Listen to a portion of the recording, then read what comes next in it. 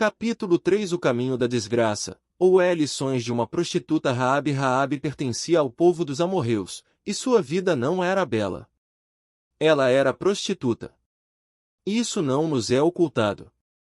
Ela se entregava a homens em troca de pagamento. Sua casa era construída junto ao muro da cidade de Jericó e era um lugar popular para homens. 2 homens do acampamento israelita visitaram sua casa. Eles foram enviados por seu líder, Josué, para espiar Jericó e trazer informações.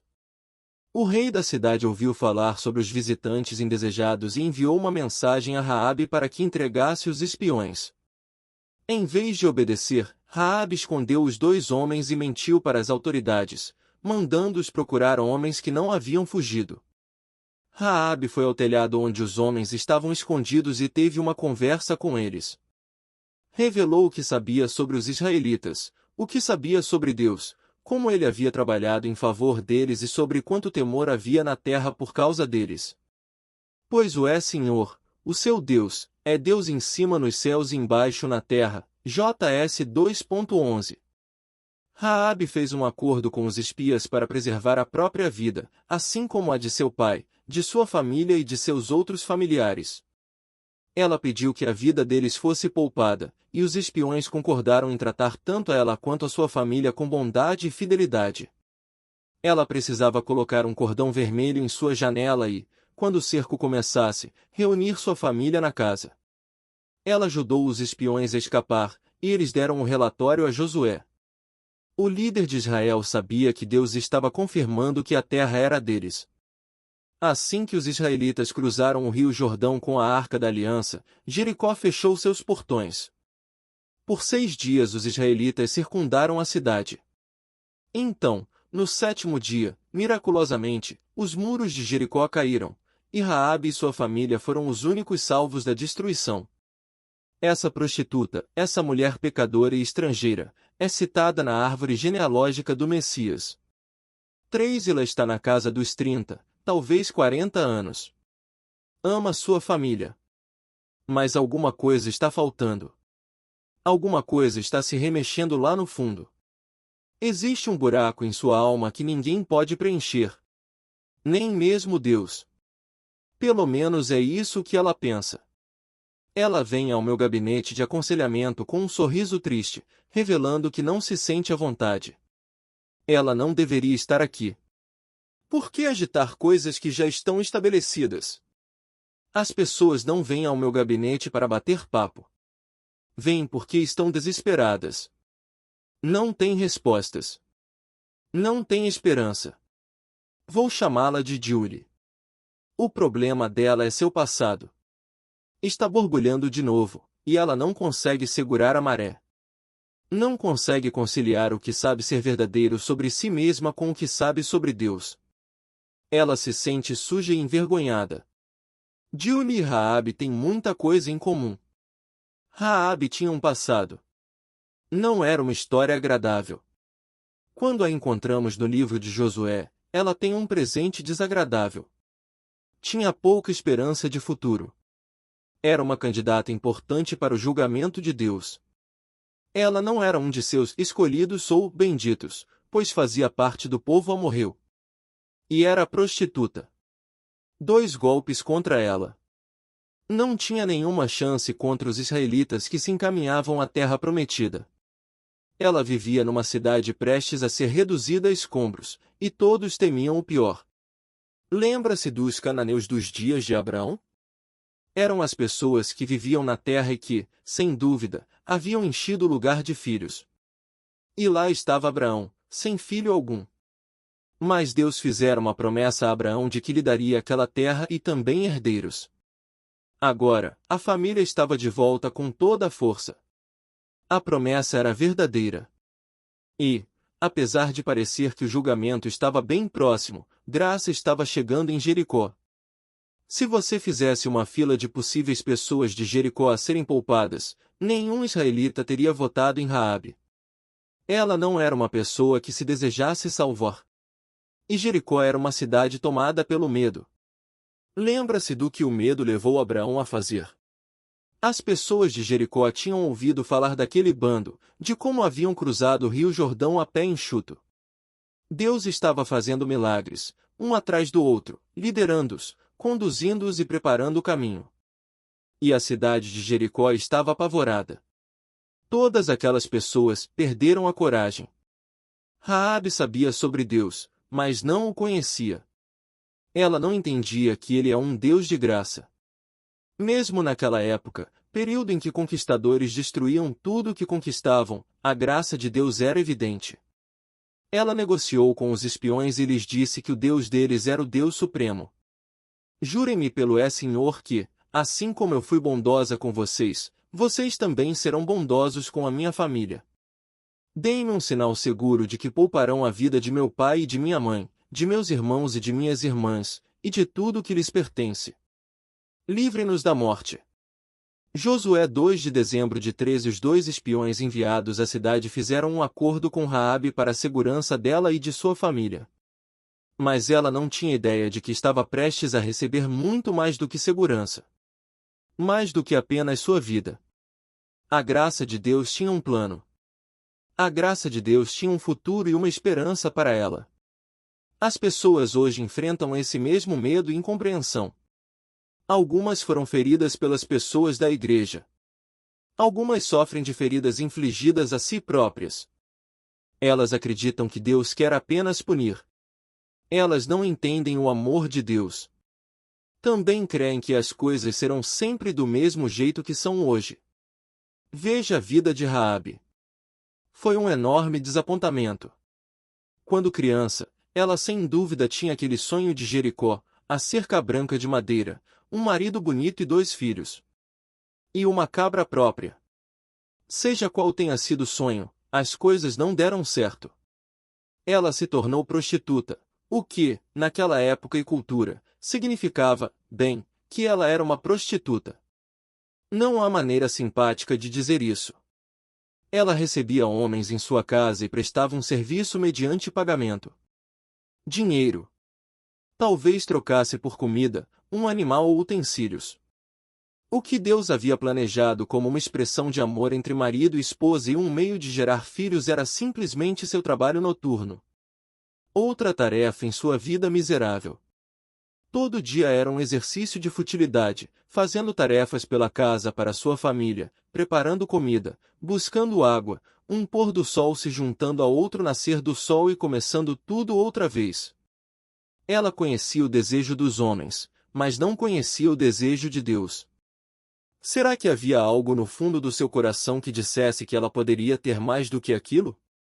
Haveria uma fagulha que lhe desse a esperança de que também poderia seguir aquela coluna de fogo e aquela nuvem que abria mares e dizimava cidades muradas?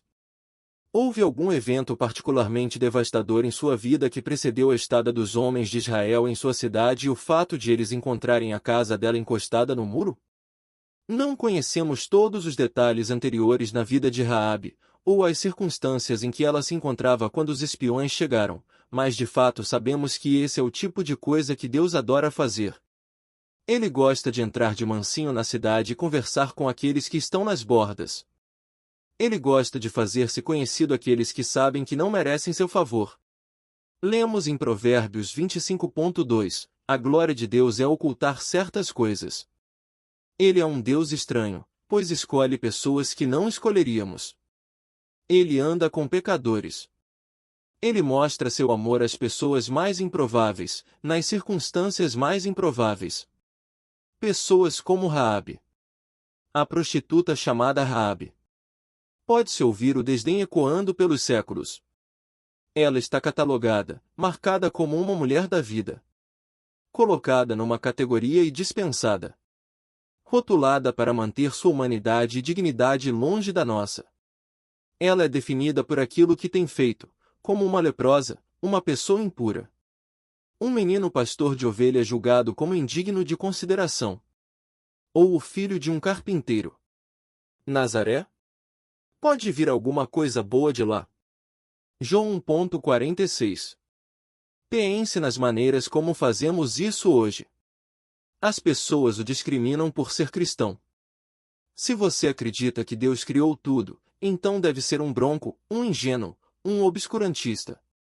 Você é ignorante e não é bem-vindo no ambiente das ideias, onde sua voz é desesperadamente necessária.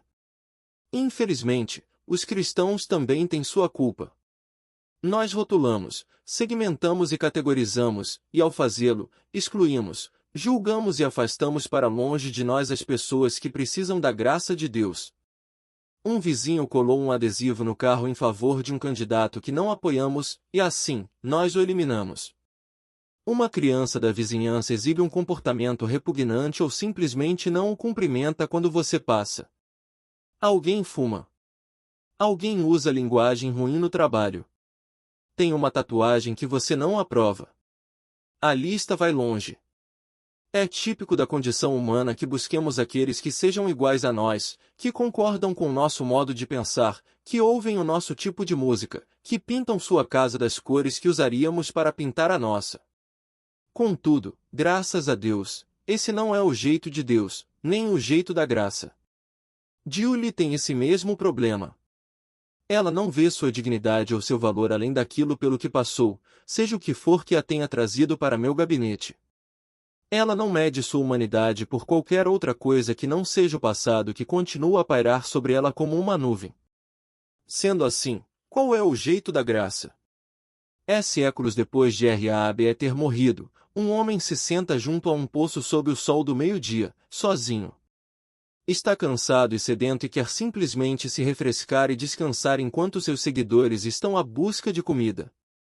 Uma mulher de má reputação da cidade vem ao poço. Ela não é prostituta, mas bem que poderia ser. Por ele ser religioso, por ser um homem santo, ele tem todo o direito de se afastar ou pelo menos dar-lhe as costas para que não a veja. Ele tem o direito e, diriam alguns, a obrigação de dar-lhe o tratamento do silêncio. É isso que fazemos. É assim que nos envolvemos com aqueles que estão ao nosso redor, e chamamos isso de indignação justa ou de vida santa. Ou chamamos de piedade, em nossa piedade, expomos nosso coração. Esse não é o jeito da graça. O jeito da desgraça define uma pessoa por aquilo que ela fez. O jeito da graça define uma pessoa por quem a ama. O jeito da desgraça olha apenas para o exterior. O jeito da graça olha além do exterior, chegando ao coração. O homem puxa a conversa com ela. Pede-lhe algo, um pouco de água. E assim a alcança com graça escandalosa. Escandalosa a julgar pela aparência. O simples fato de trocar uma palavra com ela deixaria as pessoas religiosas da cidade iradas. Por que um mestre respeitado faria tal coisa? Será que parte da resposta poderia ser que Jesus viu naquela mulher um reflexo de alguém que fazia parte de sua árvore genealógica? Ele poderia ter dito, você me lembra minha tataravó. O nome dela era Raabe. Mas ele não disse isso, é claro. Ele não quis se tornar o assunto do encontro, aquilo era sobre ela e as necessidades dela. Sua mais profunda necessidade.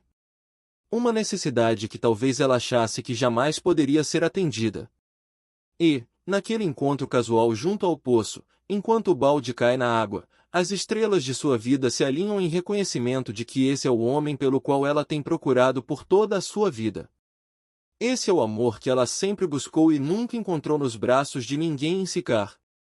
Todos nós temos esqueletos no armário. Pessoas na árvore genealógica que preferiríamos pular ou manter ocultas aos olhos dos outros. Canalhas e vilões.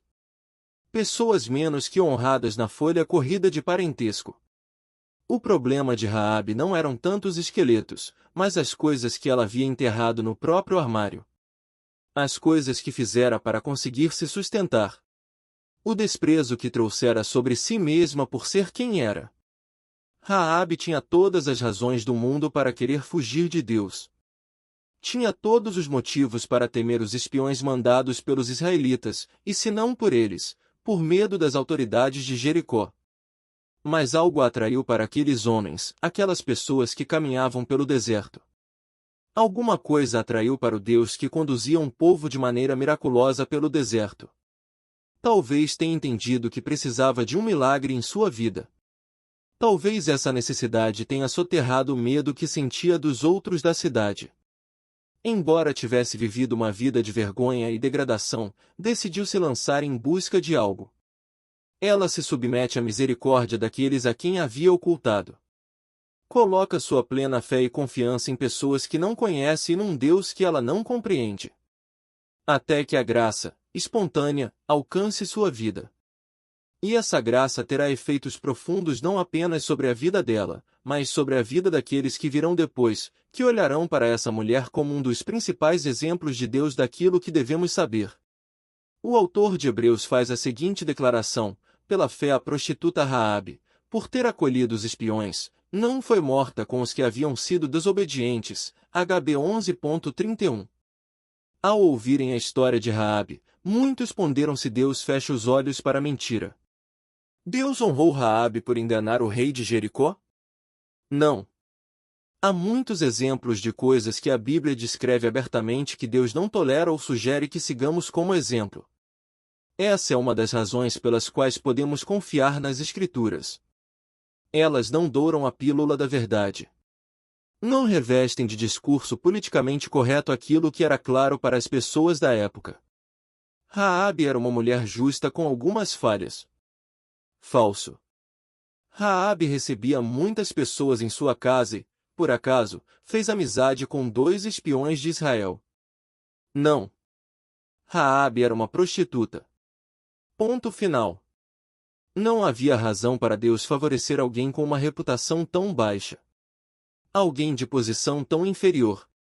Mas esse é o jeito da graça. E é dessa maneira que Deus quer trabalhar em sua vida, se você lhe der permissão. Deus não quer que você simplesmente saiba sobre Ele. O objetivo dele para a sua vida não é que você se agache de medo dele ou do seu povo. Seu desejo é, pela graça, atraí-lo para perto dele mesmo, qualquer que seja a situação em que você esteja, e mostrar seu amor e sua misericórdia através de você. Mas você não entende. Você não sabe o que fiz. Ou o que foi feito a mim. Isso é o que sabemos. Raabe era prostituta. Ela se vendia. Estava à margem da sociedade. Vivia à beira da cidade, numa casa construída no muro de Jericó. Era impossível para ela se colocar mais distante do centro da vida. O registro bíblico não nos diz que ela teve um marido antes de os espiões aparecerem. Talvez ele tivesse morrido e ela enveredou na vida da prostituição para conseguir sustentar a si mesma e sua família. Talvez nunca tenha se casado antes disso e caiu na prostituição. Há muitas coisas que não sabemos. Mas de fato sabemos disto: Deus, em sua graça, escolheu Raabe para fazer parte da linhagem de Jesus, o Messias. Deus, em sua infinita misericórdia, decidiu que essa pessoa desprezada e rejeitada seria a esposa de Salmão, trisavô do rei Davi.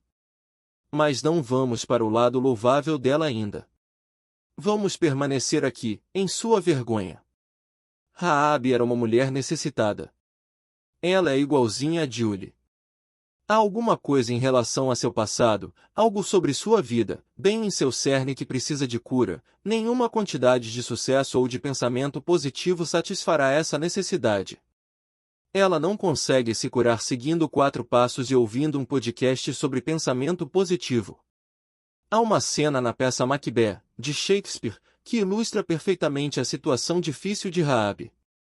Lady Macbeth incentivou seu marido a matar o rei Duncan, permitindo desse modo que ela se tornasse rainha da Escócia.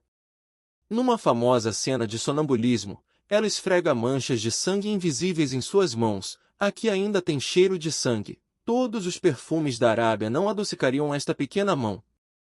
Ó, ó, ó! 4 Por mais intensamente que esfregue, aquelas manchas a assombram e, por fim, a levam a seu fim. O que Raabe precisava, o que Julie, em meu gabinete, precisa e o que você e eu precisamos é de uma limpeza que chega ao nível da alma. Precisamos que a graça purificadora de Deus nos lave, que nos ensope e nos esfregue naqueles lugares onde não podemos chegar, aqueles pontos de nossa alma que, por mais que tentemos, não podem se tornar limpos por causa das feridas do passado, das escolhas que fizemos e das escolhas que outros fizeram contra nós. E esta é a notícia gloriosa. Esta é a oferta incrível e inimaginável de Deus. O impuro, o profano, pode ser santificado. Não por causa de qualquer coisa que ofereçamos a Ele, mas por causa da bondade e da misericórdia do próprio Deus. Mas não ousamos tentar produzir isso por nós mesmos. Devemos permitir que Deus trabalhe da maneira que Ele irá trabalhar, pois esse é o único caminho para a cura e a plenitude verdadeiras. Se tentarmos apressar o processo pelo próprio esforço, perderemos a verdade. Perderemos a graça de Deus. Raabe não se tornou justa nem foi listada na galeria dos heróis da fé apresentada em Hebreus porque fundou um ministério para atender prostitutas. Ela não foi apoiada e usada por Deus por mudar de atitude, liderar estudos da Torá ou levantar fundos para o centro de apoio a mães solteiras da cidade. Raabe creu. Ela creu que Deus existia. Creu que Ele era poderoso e o único Deus verdadeiro. Creu que Ele estava trabalhando nos descendentes de Abraão e tinha poder ilimitado. E, em algum nível, creu que esse mesmo Deus tinha poder para mudar sua vida, tanto quanto outros talvez tenham achado isso impossível. Para tornar-se completa, Julie precisa crer da mesma forma. Ela deve crer naquilo que Deus pensa a seu respeito, e não nas vozes que a relembram de seu erro do passado. No meio de seu temor e incerteza, ela deve dar boas-vindas aos espiões. Uma coisa pequena. Abrir a porta para a verdade. Verdade e graça. Quando você crer em Deus e abrir a porta para esses dois espiões enxergar a verdade sobre si mesmo e a verdade sobre Deus, então será capaz de discernir os amplos efeitos que a graça pode ter. A verdade o levará ao arrependimento, e a graça lhe dará esperança. Como conselheiro, não posso mudar o coração de Julie. Posso fazer perguntas e apontar uma boa direção, mas não posso fazer com que ela enxergue a verdade, a não ser que ela abra sua vida para a possibilidade de que seu passado não mais a defina. Verdade e graça fazem toda a diferença. Quando ela agir dessa forma, Deus poderá tomar seu coração e transformá-los. Poderá remover a vergonha e silenciar as vozes do passado, transformando-as em sussurros de sua graça. A mentira do inimigo é: você não merece estar aqui. Você é um desprezível pedaço de humanidade. Você será assombrado por seu passado para sempre. Você não merece se tornar um filho de Deus. O sussurro da graça diz: portanto, agora já não há condenação para os que estão em Cristo Jesus, RM 8.1, eu também não a condeno. Agora vá e abandone sua vida de pecado, Jó 8.11, vocês foram libertados do pecado e tornaram-se escravos da justiça, RM 6.18. Raabe era uma mulher má que se encontrou com um Deus santo que não a destruiu. As paredes de seu coração foram derrubadas. Ela não só foi citada numa lista de heróis de fé, como também foi escolhida para fazer parte da linhagem do Salvador. Não deixe a vergonha do seu passado e o fracasso que você conheceu na vida impedirem que Deus mude você. Não deixe que o seu pecado o escravize por mais tempo. Você pode ter mais do que segurança e redenção em sua vida. Tal como Raabe, você pode conhecer Deus plenamente e segui-lo. O resultado foi que essa mulher, tão marcada por seu passado, foi dramaticamente transformada. Ela se casou com um príncipe israelita, Salmão, e tornou-se a trisavó do rei Davi. Permita que esse Deus de graça maravilhosa, incrível e extraordinária derrube as paredes do seu coração. Permita que o cordão vermelho do amor de Deus, através de Jesus Cristo, lave e limpe você e faça de você uma nova criação. Creia na verdade sobre sua graça. Assim como a família que permaneceu na casa de Raabe, se você está em Cristo existe outro resultado possível para a sua vida. Portanto, se alguém está em Cristo, é nova criação. As coisas antigas já passaram, eis que surgiram coisas novas. 2 Cor 5.17